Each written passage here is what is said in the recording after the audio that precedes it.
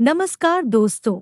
इस वीडियो में हम डिस्कस करेंगे कि ड्रोल्यूट टैबलेट का उपयोग किन कंडीशंस में किया जाता है, ड्रोल्यूट टैबलेट को कैसे लेना चाहिए और ड्रोल्यूट टैबलेट की वजह से क्या साइड इफ़ेक्ट्स हो सकते हैं। और यह भी डिस्कस करेंगे कि ड्रोल्यूट टैबलेट को लेते समय क्या-क्या सावधानियां रखनी चाहिए। ड्रोल्यूट एक ब्रांड नेम है। ड्रोल्यूट टैबलेट के अंदर सॉल्ट कंपोजिशन डाइड्रोजेस्ट्रोन 10 mg होता है। डाइड्रोजेस्ट्रोन महिलाओं में पाए जाने वाले प्रोजेस्टेरोन हार्मोन का ही एक मानव निर्मित रूप है। महिलाओं के शरीर में प्रोजेस्टेरोन हार्मोन की कमी होने पर महिलाओं के मासिक धर्म अनियमित होना, गर्भधारण करने में परेशानी होना, महिलाओं को पीरियड्स के दौरान अधिक दर्द या ब्लीडिंग होना, पीरियड्स का उम्र से पहले ही आना बंद होना और प्रेग्नेंट होने के बाद बार बार गर्भपात होना आदि समस्याएं महिलाओं में प्रोजेस्टेरोन हार्मोन की कमी होने पर हो सकती है। अगर किसी महिला को पीरियड्स शुरू होने से एक सप्ताह पहले ही चिड़चिड़ापन होना, शरीर में थकान होना, गुस्सा अधिक आना, डिप्रेशन होना, कमर में दर्द होना, सिरदर्द होना, नींद बहुत ज्यादा या बहुत कम आना और बहुत ज्यादा भूख लगना आदि लक्षण होते हैं, तो ये लक्षण प्रीमेंस्ट्रुअल सिंड्रोम के हो सकते हैं, जिसको पीएमएस भी कहते हैं। इसलिए महिलाओं में प्रीमेंस्ट्रुअल सिंड्रोम की समस्या को ठीक करने के लिए भी डॉक्टर ड्रोल्यूट टैबलेट को लेने की सलाह दे सकते हैं। अगर किसी महिला के पीरियड्स बहुत जल्दी या बहुत देरी से आते हैं या पीरियड्स के दौरान बहुत अधिक दर्द या ब्लीडिंग होती है, तो पीरियड्स की इन समस्याओं को सही करने के लिए भी डॉक्टर ड्रोल्यूट टैबलेट को लेने की सलाह दे सकते हैं। अगर किसी महिला को प्रेग्नेंट होने में परेशानी हो रही है या प्रेग्नेंट होने के बाद बार बार गर्भपात हो जाता है, तो बार बार गर्भपात को होने से रोकने के लिए भी डॉक्टर ड्रोल्यूट टैबलेट को लेने की सलाह दे सकते हैं। आमतौर पर ज्यादातर महिलाओं में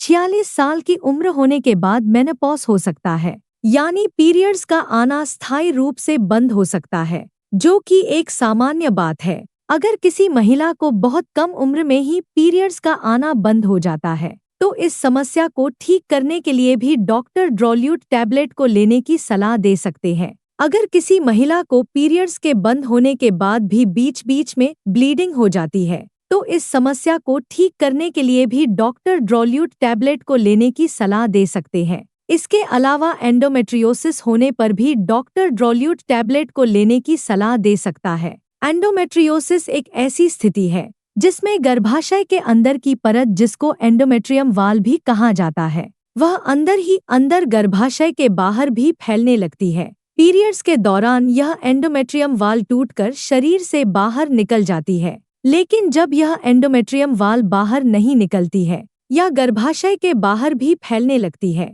तो इस स्थिति को एंडोमेट्रियोसिस कहते हैं। एंडोमेट्रियोसिस होने पर महिलाओं के पेट के निचले हिस्से में दर्द रहना, पीरियड्स का ज्यादा समय तक चलना या ब्लीडिंग ज्यादा होना, पीरियड्स के दौरान बहुत ज्यादा दर्द होना और प्रेग्नेंट होने में दिक्कत होना आदि लक्षण एंडोमेट्रियोसिस होने पर हो सकते हैं। इसलिए एंडोमेट्रियोसिस की समस्या को ठीक करने के लिए भी डॉक्टर ड्रोल्यूट टैबलेट को लेने की सलाह दे सकते हैं। दोस्तों, कृपया वीडियो को लाइक करना व चैनल को सब्सक्राइब करना न भूलें। साइड इफ़ेक्ट्स की बात करें तो वैसे तो ज्यादातर व्यक्तियों में ड्रोल्यूट टैबलेट की वजह से कोई साइड इफ़ेक्ट्स नहीं होते हैं, लेकिन कुछ % व्यक्तियों में ड्रोल्यूट टैबलेट की वजह से कुछ साइड इफ़ेक्ट्स हो सकते हैं, जैसे सिरदर्द होना, उल्टी आने का मन होना, चक्कर आना, शरीर के वजन का बढ़ना, शरीर में थकान व सुस्ती होना, महिलाओं की ब्रेस्ट में सूजन या दर्द होना आदि साइड इफ़ेक्ट्स ड्रोल्यूट टैबलेट की वजह से हो सकते हैं।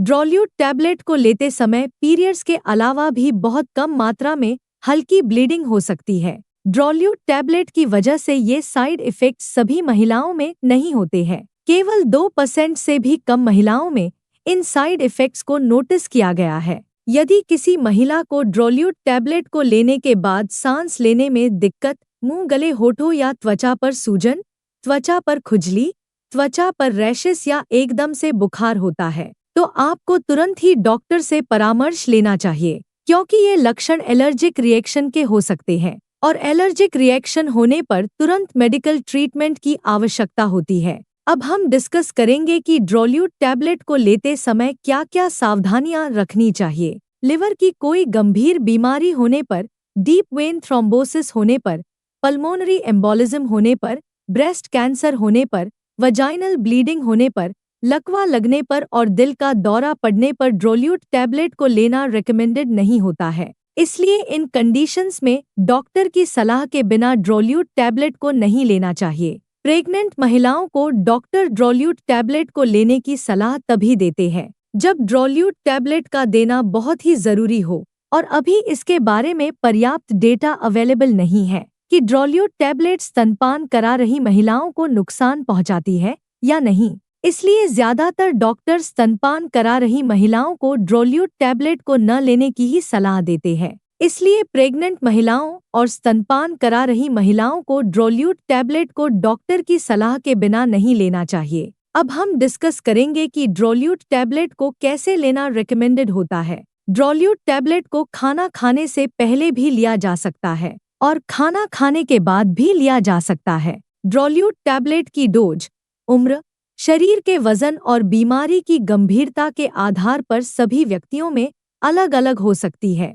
इसलिए आपको ड्रोल्यूट टैबलेट को आपके डॉक्टर द्वारा बताई गई डोज में ही लेना चाहिए। वीडियो को देखने के लिए आपका धन्यवाद। अगर आपको वीडियो पसंद आया तो प्लीज़ वीडियो को लाइक कर देना, चैनल को सब्सक्राइब कर लेना और अगर आपका ड्रोल्यूट टैबलेट से संबंधित कोई प्रश्न है तो आप कमेंट करके पूछ सकते हैं।